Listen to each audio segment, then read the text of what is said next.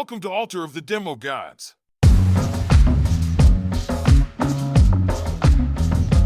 If you're wondering what advice from two experienced sales engineers sounds like, it's a little like this. Welcome back to Altar of the Demo Gods. I'm Keith Wilson, joined by my friend and co-host, John Morton. John, how you doing? I am good, Keith. I'm good. Yeah, it's been a few weeks since we've recorded last. I mean, it's only been a week, hopefully, since you've heard our sweet, sweet voices. But for John and I, it's been a few weeks since we've recorded. So we're just kind of reconnecting and talking about how exhausting this week has been for both of us. That is a fact, man. I don't know if people know this, but since Keith and I last chatted, actually it was in person. I've done an Atlanta trip, St. Louis trip, Fayetteville, Arkansas, Las Vegas, and this week, Philadelphia. So that's a lot of travel. You've been all over the place, man. I'm still Delta Silver status. That tells you what my travel's been like so far. Hey, no, that's something, I'm not proud of this by any means, and I'm not even like I use a United.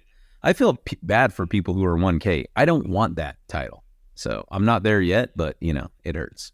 Yeah, well, I guess maybe I'm a prima donna, but I had gold, which was nice because I had gold last year, but then didn't qualify for it. So it was nice because every time I flew, I got at least upgraded to like Comfort Plus, right? Like it wasn't maybe once or twice a year I'd get first class, but almost every flight was Comfort Plus.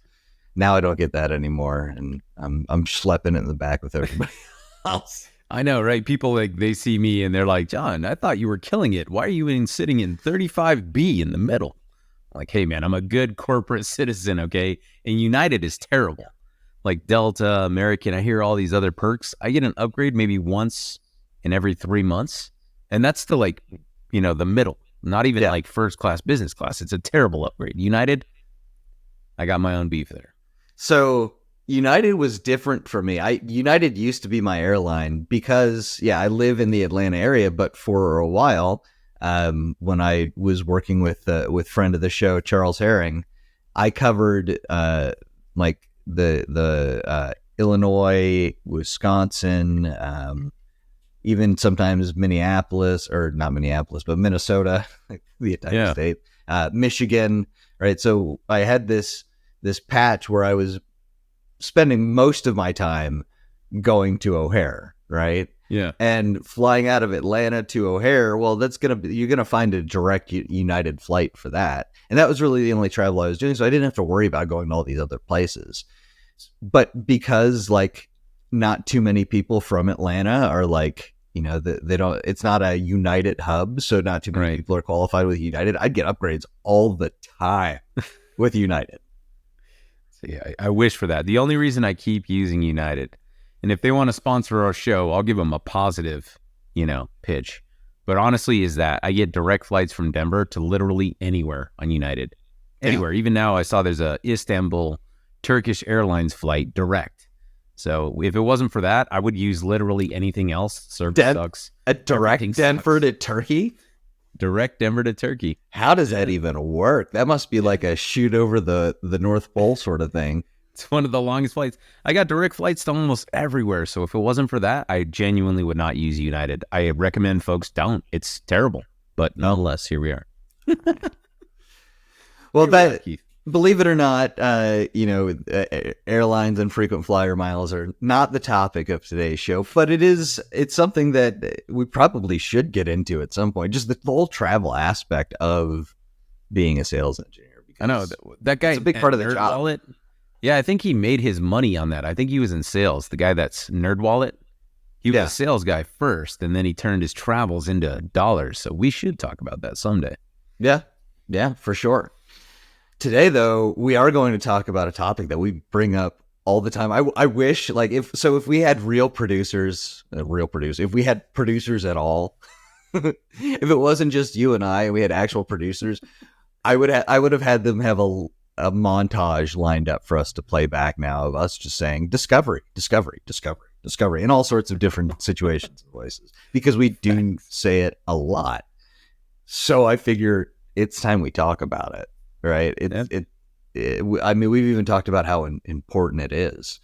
So let's go ahead and because I'm not a current sales engineer anymore currently, but maybe one day, I'm going to defer to you, and I want to get your definition of discovery calls. And I'm saying calls, but let's broaden that up to in-person discovery meetings I've had before. Even usually they're less formal type meetings, but let's just call it discovery meetings, whether it's calls, Zoom sessions, in person. So how would you define that? Actually, that's a good point. So based on some of the guests we've had on here, from Jaden, STR guru, to even Larcy, I've been using, rather than discovery calls, this is our bias, Keith, we're showing our age. I've been having to show my ID to people lately because they're like, how old are you? And I've been using the term discovery outreach. I've been trying to say outreach. But what hold on a second, because discovery outreach would insinuate that like there hasn't been some sort of established communication channel. It's me just reaching out going, hey, let me ask you intrusive questions about your business. So I'm intrigued. Go on. Yeah. No, you're intrigued. Explain this to me. If we bring it back a step and kind of what, like, in our opinion, what a BDR, business development rep, or a sales development rep, SDR's job is to do outreach. And we won't qualify that as discovery yet, just outreach. Reach out to these folks we think are good targets for whatever we're selling. Spend about 3 to 5 minutes getting them to take a next meeting. I think that's the next step, is discovery. So sure, they do the outreach. That next meeting should have a big discovery component to it. Yes. I mean, you're probably going to be, or your sales rep is probably going to be giving them a little bit of a pitch at the same time. But you're still asking a lot of questions both ways. They're asking questions of you. You're asking questions of them. You're both discovering each other. That is a beautiful summary there, Keith. That's where I was going with that. So once the outreach is done and we make contact, first contact, like Star Trek, one of the best movies I've ever seen, Star Trek First Contact. Nonetheless, we make contact and they want to know more. There's some sort of interest or curiosity. That's where the discovery happens. So why I say discovery outreach is along those lines of, either we're learning more about them, they're learning more about us. The whole concept of discovery is, do you have a problem we're trying to solve? Is it worth solving? What do you know about us? What do we know about you? So along those lines. Okay. Simply. So you ask some general questions there, because those aren't you're not going to walk into a meeting going, so what problem are we solving here? I mean, you maybe, depends on how friendly and informal you are with them. But I mean, you're going to be asking questions. Mm-hmm. How do you have any advice or tips to give to our audience about how to ask those questions, how to phrase those questions, what type of questions to ask? I think so, right? So here's an interesting thing. I'll bring it back one step. So there's always a fine line between, we talk a lot about technical sales, SE, solutions architect, solutions engineering. I always like to point out, like, sometimes in the type of environment you're in, you may not do any technical selling up front. So even though the BDR made first contact, and then the account executive follows up and asks a bunch of questions, it's an interesting dynamic where they bring in the SE. Sometimes they bring in the SE early because a lot of the questions that the customer wants to have answered or the product you sell is very technical, but sometimes you don't come in until later. Yeah. So either way, when the SE does come in, I like to say, okay, hopefully we've collected enough data to kind of understand their environment, kind of understand their problem, and preface, why are we, as the technical representative here, talking about this? So I like to kind of coach my AEs and even BDRs in some situations, just gather enough data for me to, talk smart technically about whatever it is the solution we represent, right? Yeah, I may be a bit biased, and you'll probably agree with me too, because I think you have the same bias, but I think the SE should be brought in pretty early on as well. And unless you're a very technical sales rep. And the reason I'm saying that is because the SE is going to pick up on keywords and lines of questioning that you may not, right?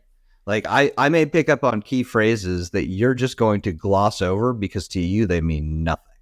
But to me, because I'm technical, because I'm abreast of what the latest technology is, or I know different technical terms or things like that. I know how important they are. And more important than that, like I know what those sort of things may mean to the business where the sales rep might not. So that's why I would think it's important to get the SE involved in discovery early on, because they're going to have questions as well, or even just to sit back and listen and pick up on signs or lines of questioning you might want to go down.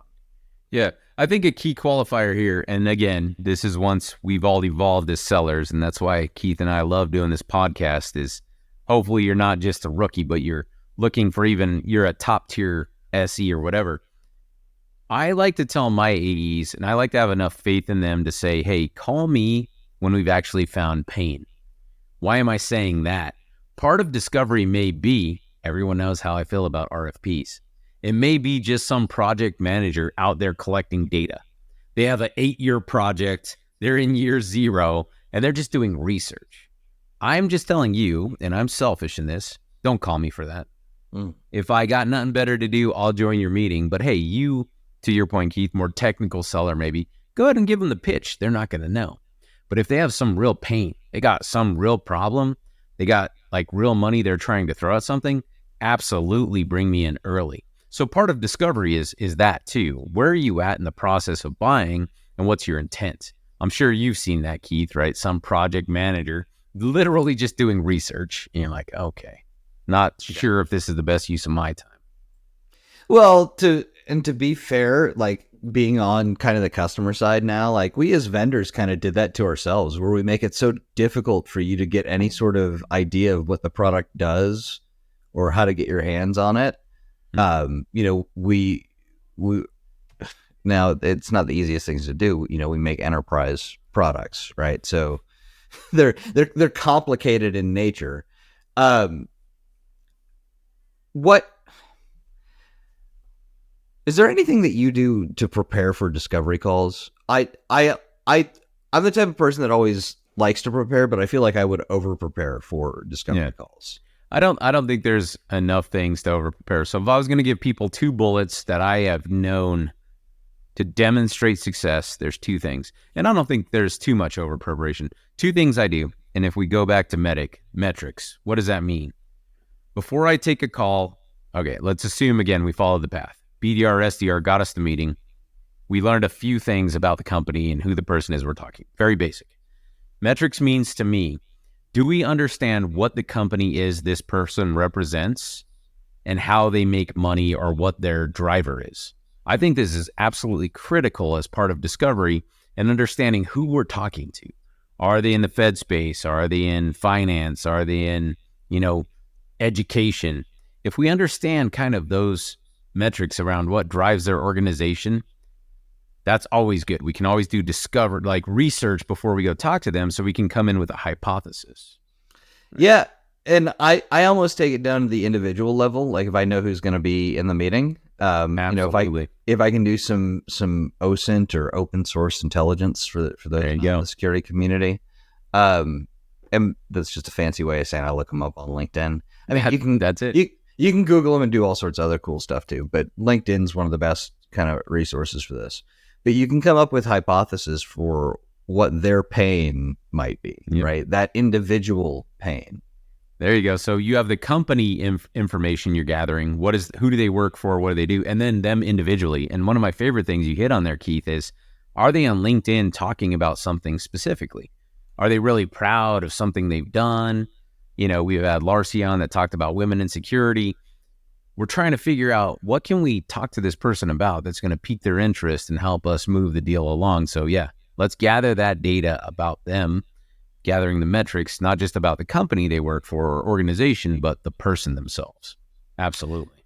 What's another good way to prep too is to talk to other people in your company that have been there for a while, because odds are this isn't the first time you've talked to this customer. it may be all brand new people there, right? Like, because that's happened to me plenty of times where, not that I've talked to the same customer twice, but it's like somebody else at the company 5 years before I got there visited this customer. And out of that team that they visited at the customer, one person remained, and he just remembered the name and finally got budget. And now I'm going to talk to them, right? Right. But and the person that originally talked to him may not even be at our company anymore, but there may be somebody there that remembers that remembers that deal, that remembers what the pain was at the time. And obviously things change, but it's still, it gives you a little bit more insight. I think that's point number 2. So the 2 things. Number 1, do the research on the person in the company, especially as a technical seller. You're coming in for a reason, right? We're trying to learn more via discovery. Point number 2 is have a pre-meeting. Have a meeting with your internal team, your AE, your BDR, and kind of put together key strategy. Hey, let's all look together. Who do we know that might be connected to this person? What do we want to get out of this meeting? What does good look like coming out of this meeting? That's the number 1 thing I always preach. Don't call me into a meeting and just hope I show them something and they like it. Let's strategize on, if we have this meeting, we find some pain, what do we want coming out of it? Do we want a demo as a next step? Do we want a technical deep dive? Do we want a POC? We also want to know, let's not waste our own time. Let's sync together, figure out what we know, and then figure out what good looks like coming out of this discovery meeting. What do we want to get out of it? Those are the 2 things I can say definitively are good process. Yeah. We keep talking about pain. Do you have any tips for our listeners on how to uncover pain? Are there any secret questions you got in your arsenal there? I go back to the same thing. If we had the producers like you talked about, I always say we got 2 ears and 1 mouth, Keith. That means we're not showing up and throwing up and telling them all the cool things we do. I like to ask in discovery questions, open-ended questions that get our prospect talking. Can you give some examples? Yeah, exactly. So if they took a meeting, right, and it's this simple. The BDR scheduled a meeting. They had 3 minutes. The person says, yes, I'm interested. When I get on the call, I give them my hypothesis. Hey, I've done some research about you and about your company. This is what I understand. Can you just tell me why you took this meeting? Do you know how powerful that is? And most people don't do it. Well, let's break that down because it's powerful for a couple of reasons. The first reason is you've automatically set yourself apart by them going, oh shit, this guy actually looked us up. Like he did homework, because most of the time that doesn't happen. Right. Yeah. So you instantly set yourself apart from anybody else that's there. Next, I love that question. Now, tell me how that's worked out for you. How powerful has it been for you? It is the most powerful thing ever, because almost immediately they're going to tell you distinctly, right? Now, they may not go into the details, but if, like I said, the worst case scenario, I'm a project manager, I got an 8-year project, I'm just starting research. They're going to tell me that. I'm doing research. I found you online. You were the top hit. I just wanted to ask you some questions. Great. Now I know where I'm at. Right? Yep. Or it can go a different path. They can say, hey, had this incident come up. I own this team. I own budget. People, once they start talking, with our 2 ears, we start listening. It is so much better that they just tell us what they wanted. Right? Yeah. Yeah. And I mean, people like to talk about themselves. They like to talk about their jobs, particularly if they're proud of what they do. But another thing that people like to do when they're in pain is talk about their pain. Right? God, I need help, man. Yeah. When I'm on the struggle bus at work, everybody knows it. I'm sending out flares to everybody going, hey, yeah. I'm in pain, right? I have a problem. I need it to be fixed. I will do anything to get this fixed. Most of the time it's usually just, somebody can help me out with whatever. But sometimes it's, I need, budget to go buy this thing right now because I'm in so much pain. And you're right. If you can just ask some open-ended questions, shut your mouth, listen, take notes, even be empathetic, but like genuinely empathetic. Don't pretend to care if you don't really care. I'm giggling because it is so simple, but it is so overlooked. So the greatest sellers and the greatest deals I've ever won has started that way. Tell me why you took this meeting. Maybe you liked, the BDR that called you. You just wanted to hear her voice one more time, or his. All right, amen. Whatever works for you. Man. Or they're trying to give us something real, right? Jade We're just trying to promised get me a to that. Pedialyte recipe, and She said if I took the meeting, we're buying her like a Keurig coffee maker. All right, now we know where we're at. But right. it's just asking that very fundamental question. Why did you take the meeting? Yeah. Why are we here? Why are we here? Yeah. It sounds simple, but I'm telling you, very, very powerful. Yeah, and so you can also ask that, which that's a great opener, by the way. And throughout the meeting, you can also ask questions around, like, what projects do you have around this, which is a very direct question. That one may get some pushback because it's pretty direct, and it's I feel it's open ended, but less open ended than your why are we here today? Right. Well, I do have a follow-up on that, right? So one of the three things I'm ultimately trying to get to is once they tell me kind of why they're here, why they took the meeting, if my gut's telling me and I have all the right indicators based on the research we did, there's three simple questions. We've talked about this before too. What I'm trying to get to as far as the next step is why do anything, why my company, and why now? Those three things will help us really sell whatever it is we're selling. If we know those three things, I can tell you definitively, we're going to have a better chance of winning, right? Yeah. Have you ever gone for the bonus on the discovery call? So like this tends to be more of an in-person thing. And the reason is because like you'll do the discovery meeting and then like maybe go grab some lunch. And this usually comes up during lunch, right? So you do the discovery meeting, you do the discovery call, whatever, and you have this conversation, and you have, as the SC, have decided, like, I've identified the pain, like I know that we'd be a good fit for them. I know that we can do this. Have you ever tried to take it to the next step and go, okay, so let's start into the discovery process of how a deal would work here, right? What are our how do you guys buy software? How do you guys buy whatever it is? What does that process look like? Do you ever get into any of that during discovery, or do you leave that for the salesperson, or do you leave it for another call? I love it, man. That's a great question, because what I'm trying to do is build a champion at the end of the day. Whoever we're engaging with, if they'll come out to a lunch, man, that's a huge indicator, number one. I want to build them into a champion, and I'm trying to figure out, what's in this for you? Are you trying to solve some problem? Are you trying to climb a ladder professionally? But to your point, that's where I'm saying, is this the right person to tell me about the decision process or the decision criteria? If they're not, and this is deviating from kind of what I've learned overall, there's technical champions and there's business champions. Business champions can normally tell us that.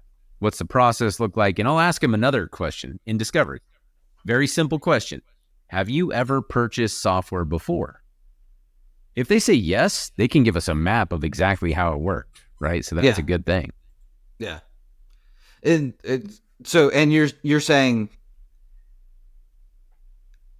that's a better question than, how does your company purchase software? Because you're also clearing that they actually have the ability to buy from you, because oh, well, I've bought software before by doing this. If it's that's a little nugget right there, man. Yeah. I mean, usually what you'll get, depending on the level that you're talking to, but like if you say you were talking to me, like I'd be like, well, if it's like less than $2,000, I just put it on my credit card and get reimbursed for it. If it's like that's a pretty interesting nugget, right? Like it's a beautiful question. I'm telling you, you ask it, have you ever purchased software before? Man, that is, again, this episode here. It's revealing. It's revealing in multiple ways, that's why I like having these questions, because I think good discovery questions are more than just open-ended questions. They reveal more to you than just that initial question, because the reality is, if you get an hour for a discovery meeting, you're pulling off something great, because usually I get like 30 minutes. Hey, 30 minutes is about it in all reality. And 10 of that's intros. So 20 minutes of real content, if you're lucky. Yeah. So it's important. And I think this should be part of your preparation too. Not only your research, but also that preparation call is, what type of questions are we going to ask them? Or what's our line of questioning going to be? Yeah, and that's what I talked about with that pre-meeting, right? What does good look like coming out of this? Can we find out about their decision process, their decision criteria? Do they have any identified pain? Do we know who's who in the zoo? And these questions I'm kind of throwing out there, like, have you ever purchased software before? Or why did we take this meeting? There are sneaky ways, and that sounds terrible, but they're creative ways to get them to talk to us about what we want to know to help them, right? And it's different to your point, Keith. Like, they're not used, most of the time, most of the buyers are used to, give me the demo, show me what I want to know, and I'll let you know if I'm interested. They're not used to sellers engaging with them, trying to help them solve a problem. Yeah. Right? So we're trying to change that dynamic. And I mean, I get it. I'm the same way when I buy software. I'm like, I don't want to talk to you right now. Like, I don't have time to sit for a 30-minute meeting, sales pitch, whatever. Because, like, sure, if it was just one vendor, but multiply that across 10 vendors, and right, I've lost a week, right? So, and to that point, though, Keith, let's dig into that.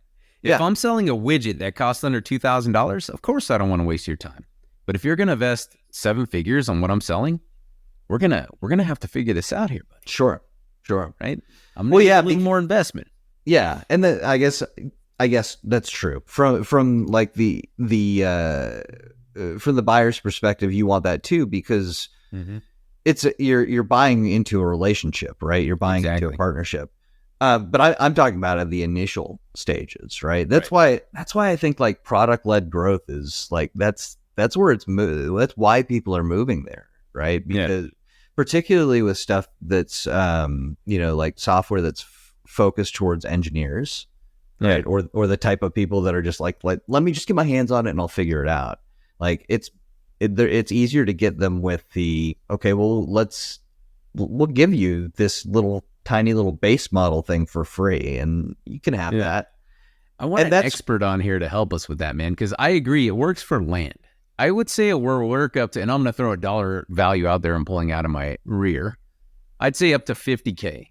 But anything over $50K I got for free, I'm going to start questioning as a buyer. And I'm just saying from my perspective where I'm currently at, if I was going to spend $100K on a product, I don't want to know my team got it for free and we're using it. I'm going to need more. But maybe we can have somebody come in who's an expert in that. I'm just curious myself now. Well, generally, and I don't want to turn this into like a whole thing on product-led growth, but how product-led growth works is with a lot of companies, it's a hybrid, right? You have the product-led growth sort of option product, and then usually a completely separate enterprise product. Yeah. The enterprise product is still sold traditionally, but that product-led growth product is kind of the leader, that introduction, that marketing it gets them of your company to that person. But kind of like that first sample of Malort where you're like, hey man, you're going to like this. I brought it way back for me and Keith on that one. Said no one ever. No, the first sample of Malort's terrible. I'm telling you right now. So is the second, third, and every other one after that. Burnt tire. You want me to buy more of this? No, but to your point, I would like to get some experts on that because, it's, the world's changing and it makes logical sense. But I feel like once you cross a certain threshold, and that's why I think discovery is so important to you, right? Even with discovery, if you downloaded my product and product-led growth, I would love for the opportunity to call you and ask you, why did you do this? What are you doing with our product? And if they don't want to engage, how does that help me sell $1 million of software versus 10K? Well, that's the great thing about SaaS software too, is like, okay, so you don't want to engage with me and tell me why you did it. Well, I'll embed ways in the software to figure that out myself with metrics, right? Yeah, we would hope. Yeah. Let's find an expert on that one, but I'm curious. No, but to bring it back, like I think we got some nuggets here for discovery that are helpful, right? What do we know about these people? What do we know about their company? What is good luck like coming out of this meeting? Ask them why they took the meeting, and then just ultimately, like, do what we can to figure out how do we move the deal along. Just summary there. Yeah, John, and that was a great summary at great timing because it is that time of the episode where we wrap it up. And usually I do the summary first, but you were kind enough to do it first for me. Hey, I was on the tip of my tongue. It was well said, and it's actually different than the points that I had and that I'd been jotting down throughout the episode. So for me, I want to bring it back to ask smart questions that reveal more, right? Really think about the questions that you're asking. First, they have to be open-ended. They can't just be a simple yes, no. But on top of that, what else is going to be revealed by how that question's answered? Preparation, right? Prepare internally, prepare with OSINT, open source intelligence, right? If you can look somebody up on LinkedIn or maybe they're on Reddit or whatever, right? And you know they're going to be in the meeting, you can find out what's important to them. You may be able to figure out what pain they have, or speaking to people internally that may have dealt with that account before can be helpful as well. And again, that last point is finding personal pain, right? So the company has pain, but the person has pain, and you've got to, each person involved with that deal may have different pain, and you're going to have to align all of that, which that's probably a whole other episode that we can get into about how we push pain upward, right? So that everybody feels that pain and that our solution is the one that fixes it. Exactly. John, I think this is a pretty good episode. We have so much more that we'll probably go into in another time in Discovery, where, I'd like to get an AE's perspective, and even for the SDRs that have done Discovery or the BDRs that have done Discovery, I think that'd be an interesting perspective for a future show as well. I like that. So, let's find an AE as well to come on and talk about that. We got that goal now. Yeah. So if you enjoyed today's episode, please like, share, subscribe, click the alert button, whatever it is you got to do to make sure that you get this, whether you listen on YouTube, Spotify, iTunes, wherever you get your podcast from, that's where you'll find us. You can find everything Altar of the Demo Gods by going to our website, demogodspod.com. If you have a question for John or I, or you think you'd be a good guest for the show, maybe you're like, hey, I'm an AE that's really good at discovery, I think I'd be a good guest, send us an email, demogodspod@gmail.com. That's demogodspod@gmail.com. John, great episode. First time, I think, in like 4 or 5 weeks that it's just been you and I. It's been... I love having the guests here, but sometimes it's nice to get back to the two of us, right? Got to bring it back to the roots. Yeah. Keep the romance alive. Sometimes you got to keep the spark alive. Well, for a Discovery lunch. I hope we kept the spark alive with all of you, and we'll see you next week on Altar of the Demo Gods.